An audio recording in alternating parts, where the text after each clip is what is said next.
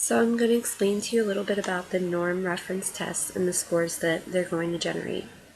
The first one that you're going to see on your child's test is the grade equivalent.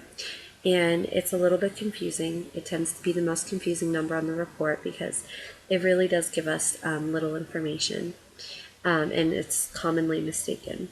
So any grade equivalent score more than 2 grades above or below the student's grade level is better just being thrown out as statistically highly unreliable.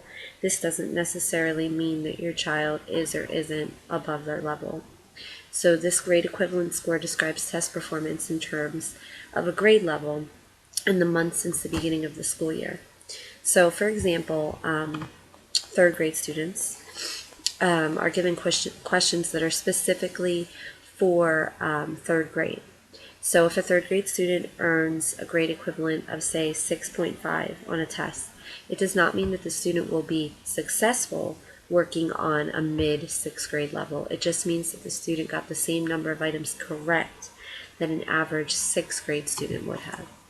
So for this reason, the grade equivalent scores have to be used wisely and only in context. The next two, the percentile ranks and the stanines are probably the best numbers to tell you how your child compares to other students in the same grade. So the first number being the percentile rank, or the PR, this number can range anywhere from 1 to 99. So the percentile rank tells you that the percent of students who scored lower or higher than your child did on that same exact test.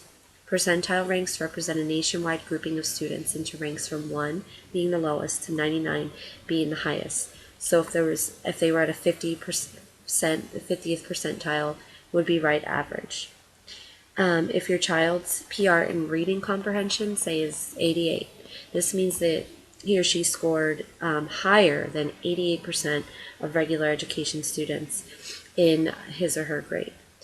And the number right after this percentile range is the stanine, and this number can range anywhere from 1 to 9. So stanines provide an easy way to look at your child's performance compared to other students. The stanines 1, 2, and 3 indicate a below average performance, where stanines 4, 5, and 6 indicate very average performance, and stanines 7, 8, and 9 indicate an above average performance.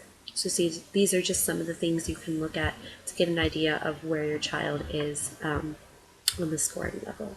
Thank you.